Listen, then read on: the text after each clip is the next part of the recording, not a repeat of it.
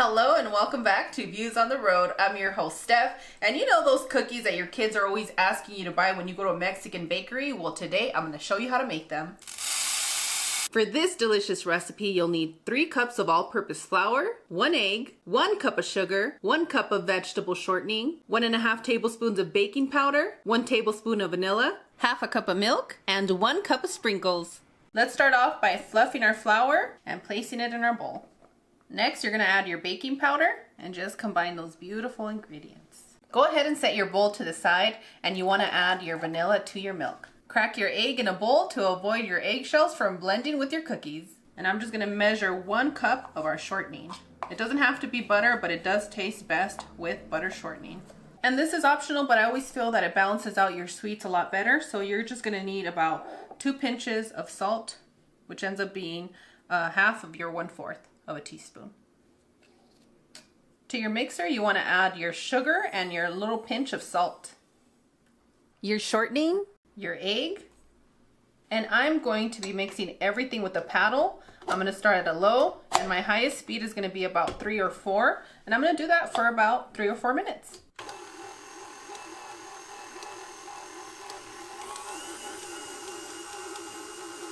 After about 1.5 minutes of mixing, I'm just going to come and scrape the bowl to make sure that everything is well combined. Oh, that already smells so good. It's been about 3.5 minutes, so it's going to take you anywhere from 3 to 4 minutes to get the fluffy combination that we need. And let me show you what that looks like. Just nice and fluffy little blend. Another way you can check if you're ready is when you place it in your hands and you don't feel any of the sugar grains. Unless you're using the Mexican sugar, you're going to feel a little bit of it, but other than that, you should be good to go. And now you want to start adding your milk and vanilla blend gradually. I'm going to slowly pick up the speed all the way up to a 6 until everything is well combined.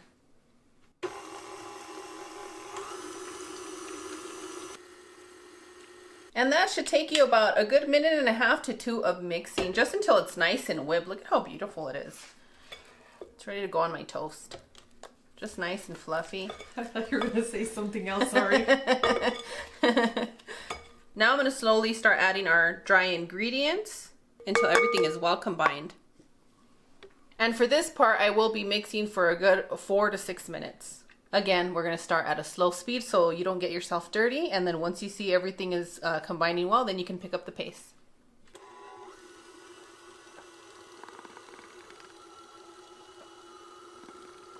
Make sure to scrape your bowl periodically, which means about at least once while you're mixing your cookie dough. We're just going to remove our paddle because we're about to roll out the best cookies you've tasted in a very long time. Some of you get stuck on buying these. When you taste these freshly made, it's gonna rock your world. You make these for the kids often. Yeah, I do, baby. Absolutely loves these cookies. So when your kids love a certain recipe, you have to learn how to make it. Dust your counter with some flour. You want to pick something where you can place your sprinkles and just have fun with it.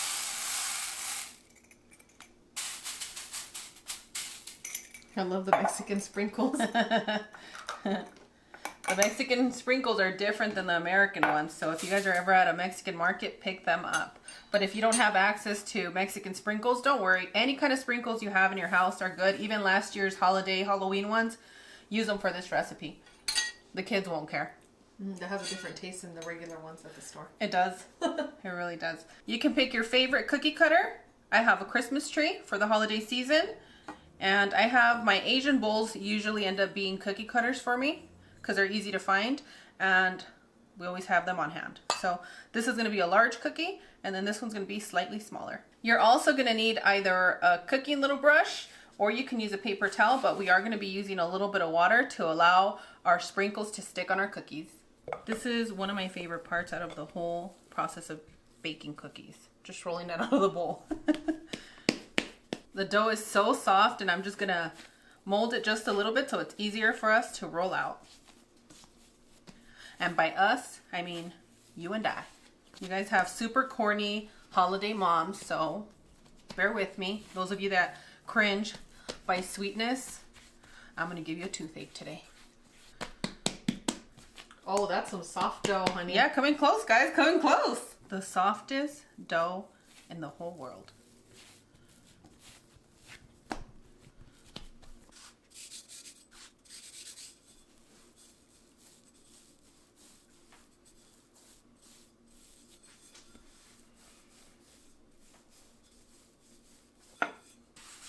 I think I might have lied a little bit. That sound from rolling your cookies is probably the best part.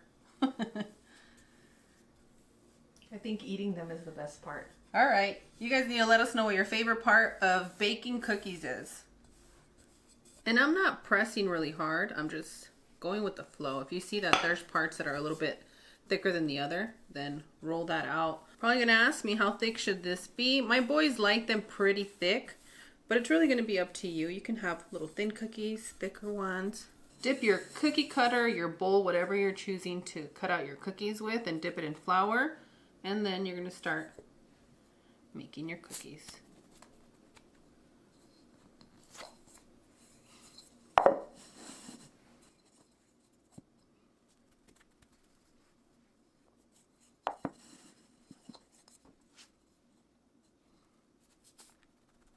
This is today. It's the softest dough that I've ever worked with. It looks really soft. Yeah. For those of you sitting there wishing I could bake, guess what? These cookies are very, very forgiving, especially with the dough. So if you've never baked before, this is a recipe you want to try. And for those professional bakers, you guys can do this with your eyes closed. I like to use a spatula to pick up my cookies because they are so soft and tender. And you get less breakage that way. So what you're going to do is you're going to wet the top of your cookies just like this. Place it right there. Okay?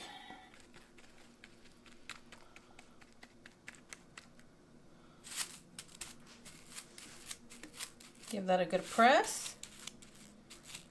These cookies need no press.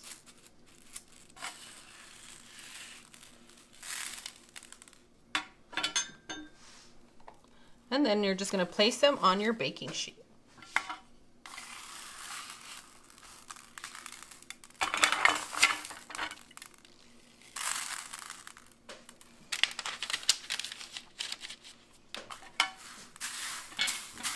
If you're having birthday parties for kids, these cookies are a crowd pleaser. And while you're setting up the rest of your cookies, you're going to have your preheated oven at 300 degrees and we're going to bake for 25 to 30 minutes.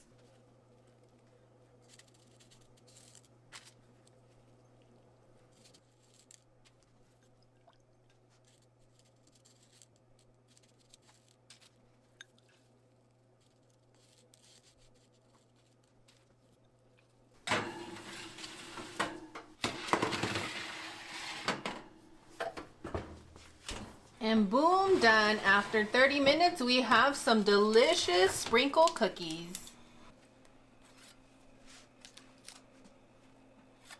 And if your cookies so happen to stick together, not to worry, it comes off real easily. And these are super, super big cookies just for you. Baby Talk is here because, you know, these cookies require that. Allow your cookies to set for at least 45 minutes before you bite into them, okay? They're very soft when they come out of the oven, and you want to allow enough time for them to rest. These are absolutely delicious. Super soft and irresistible, so go ahead and dig in. Mmm. No wonder the kids are having so much fun, all this sugar. I really think you should make these cookies. Why? Because they come out perfect every time. It doesn't matter the climate. I've been in arid climate, super humid, snowy climate like today, and these cookies are always perfect. But I am going to share a tip with you, so come in close. As you can see, the sprinkle on the cookies is slightly different, but similar. These cookies here were baked without any egg. They were baked at 350 degrees for 20 to 25 minutes, and you get a better crumbly cookie. More traditional, right? It's more traditional, like the one you get at your bakery that's been sitting there for a few days. And there you go. That's the difference. I like the one without egg because I can dip that cookie in my coffee. Yes, you get it, Cloud. That's why I had to show you guys. If you happen to run across an egg shortage in your area, not to worry. These cookies right here were made without egg. They taste absolutely delicious. And these over here are just a little bit softer, so it's really going to be up to you what route you want to take. Either way, these cookies are perfect for all occasion. And here's a cute little Christmas tree. And you will notice that when you bake them at 350 degrees, you do get more of the toasty color on the side. As always, Cloud and I are wishing you the best. We absolutely adore you. And on that one, we'll see you guys tomorrow. Bye. Adios.